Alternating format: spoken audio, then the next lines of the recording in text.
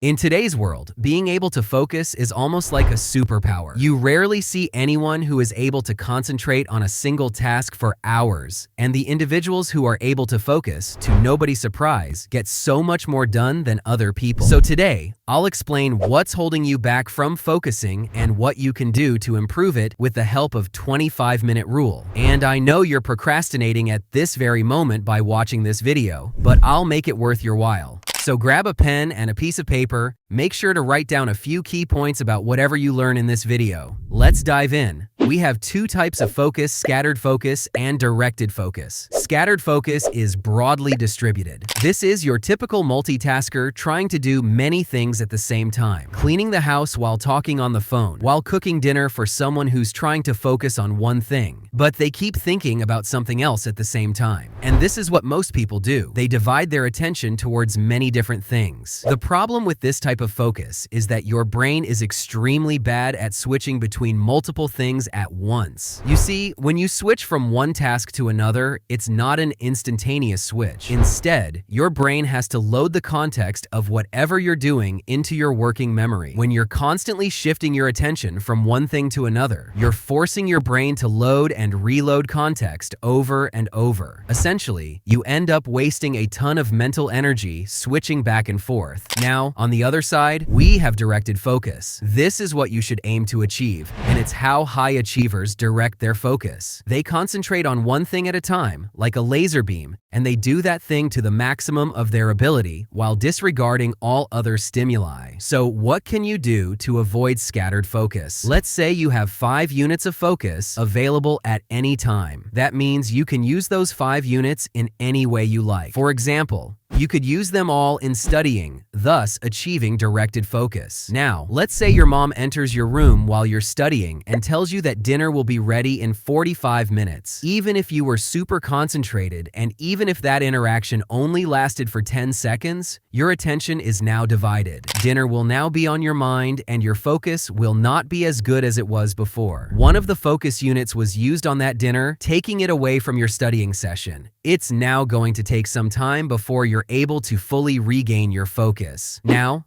the funny thing is that you're most likely carrying a similarly distracting mom with you all the time: your phone. This tiny device is the biggest anti-focus machine. It rings, it vibrates, and whenever you get a new notification, it makes a sound that the beep is all it takes to take your mind off the thing you were supposed to be concentrating on. But even if your phone is on silent, you're very likely to take a quick look at it whenever you feel bored, thus dividing your attention. Of course, this doesn't mean you should throw your phone away or anything like that. Instead, I'm simply suggesting that whenever you want to concentrate on something, you put it somewhere where you know it won't disturb you. But cell phones aren't the only thing that divide your focus. Another thing that could be affecting your ability to focus is your physiology. This is something that is not considered often. However, if you want your mind to function optimally, you need to take care of your body.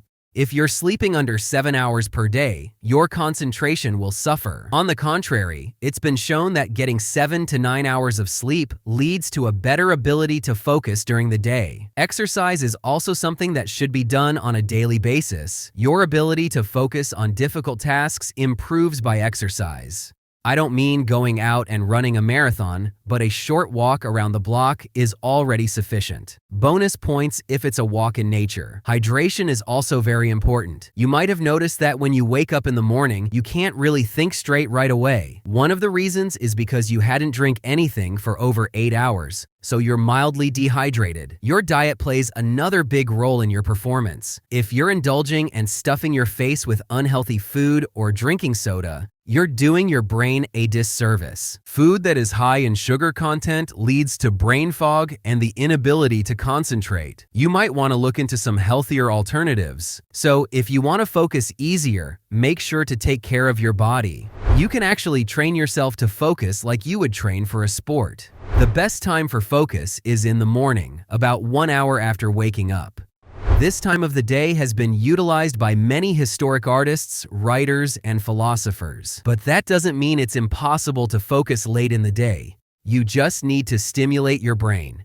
And you do that by taking a proper break. You see, it's very hard to concentrate on something for a longer period of time without getting mentally tired. And it doesn't matter if it's scattered or directed focus, both are exhausting. That's why you need to take a break and give your mind the rest after a while.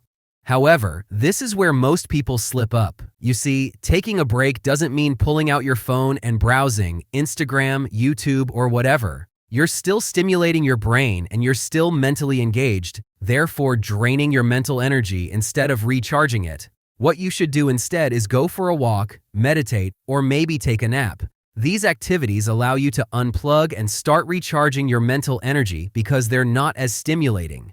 I know it might sound boring, but you should allow yourself to be bored and give your brain some breathing room. Of course, taking a mental break isn't just for when you want to switch from scattered focus to directed focus. It's also very useful when you want to extend your ability to continue focusing intensely.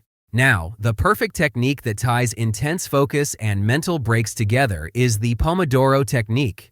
You choose a task you want to focus on, then you set a timer for 25 minutes and do nothing but concentrate on that task. When the timer rings, you take a 5-minute break and restart the timer.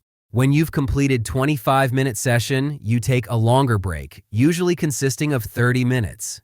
Of course, it doesn't have to be so rigid. 25 minutes of work and 5 minutes of rest are just recommendations. You can do it for however long you feel like, depending on the complexity of the task. For example, when I'm creating my videos, I usually set the timer for 45 minutes and then take a 15-minute break. So you should experiment it and find out which combination suits you best. If you made it this far into the video, good job. Your focus is already better than most people's because this was a long video. But there is one more thing left that makes focusing impossible for you, and that's your addictions. Whether it's watching porn, playing video games, or smoking, addictions are the biggest murderer of your focus, and that's why I have made this video, which will help you reprogram your brain to break any addiction easily, so must check it out.